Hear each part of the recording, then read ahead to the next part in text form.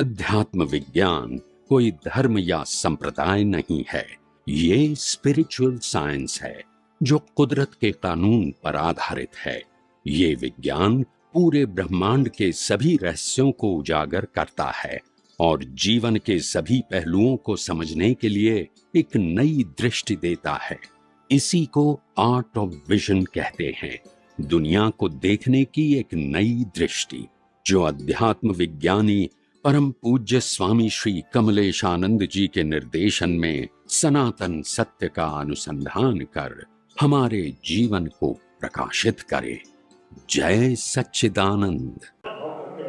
हमारा तो एक ही भाव है कि हमारी दृष्टि संपूर्ण वितराग बन जाए, बिना रह स्वामी 100%, यानी अज्ञान दृष्टि में।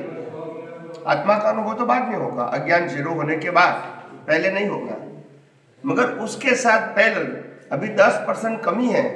इसीलिए ये भी भावना होती है कि जब तक मेरे को मनुष्य भाव मिले तब तक लोगों को मैं विज्ञान समझाता रहूं। कितने लोग समझे, कितने लोग उपयोग करें, कितने लोग अनुभव करें, वो मैं नहीं देखूं। मेरा प्रयास समझाने का है। क्या करना है? समझाने का। बस ये बाह्य प्रयास की बात है, आप समझे ना? बाह्य जीवन की बात है, और अंदर का जीवन तो पूर्ण वितराग, आप समझे ना? तो दोनों पैरेलल रहेंगे। जहां तक अज्ञान जीरो नहीं हुआ है वहां तक दोनों पैरेलल रहेंगे, आप समझे? अज्ञान जीरो हो गया फिर जरूरत नहीं है, फिर वितराग भी बनेंगे और कल्याण की भावना किया है वो भी उदय में आएगी, मगर वो पुरुषार्थ आप नहीं मानेंगे, उसको कुदरती रचना मानेंगे। तो अज्ञान है वहां तक इसको मानेंगे कि मेरा पुरुषार्थ है, आप समझे?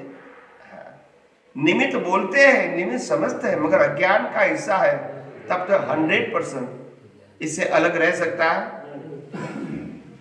आप समझे? जो खुद की भावना है उसमें अलग नहीं रह सकते। जो उदय कर्म के अधीन है, पाप पुण्य के फलस्वरूप, उसमें अलग रह सकते हैं।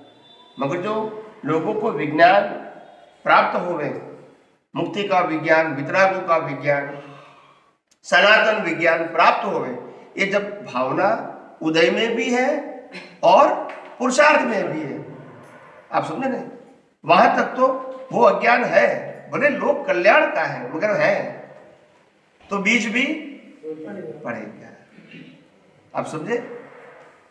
और लास्ट बर्थ में जब केवल दर्शन होने के बाद, बीज तो पड़ गए केवल दर्शन होने से पहले, मगर बाद में केवल दर्शन हो गया, तो कल्याण की भावना उदय में रही, पुरुषार्थ में हमारे उदय में भी है और भैया आप समझ में आ गए? इतना डिफरेंस है। तीर्थंकरों को पुरुषार्थ में उदय में है, जगत कल्याण की भावना है, पुरुषार्थ में तभी तो मोक्ष में जाएंगे। अगर पुरुषार्थ करेंगे तो फिर बीज पड़ेंगे। तो विज्ञान तो सबके लिए एक ही रहेगा ना भैया।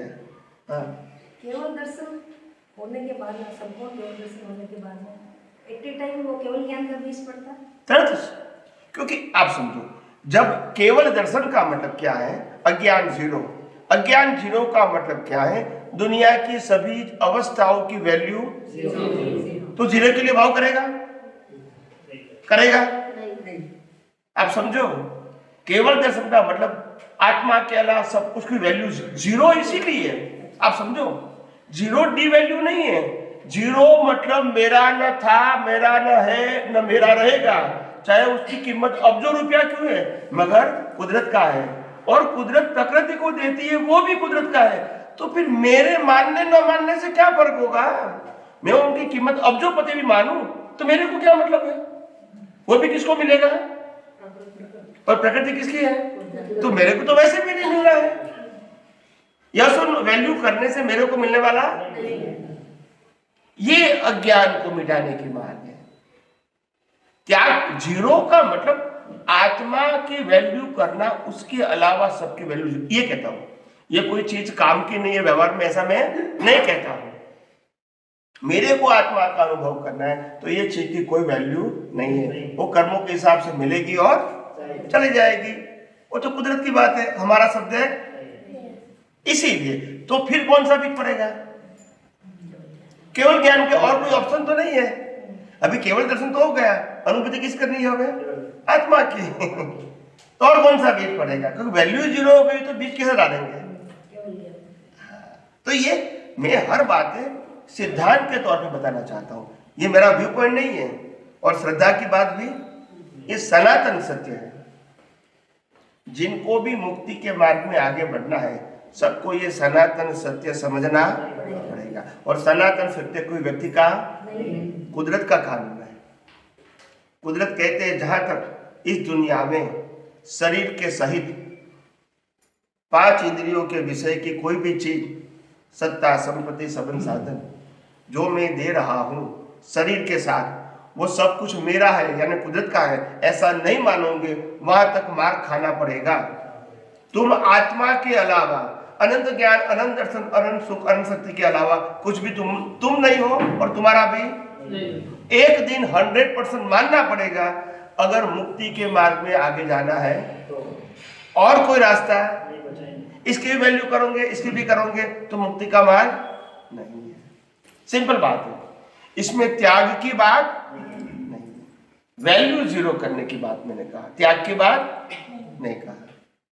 चलिए, जैसे कभी उदय कर्म में अपने सेपरेट नहीं रहे, उसमें साथ में होगा और बाद में घंटे के बाद अपने को ध्यान आया करे जो रचना की मैंने इसमें इन्वॉल्व क्यों हुआ, तो उस समय तो चार्ज हो गया कर्म।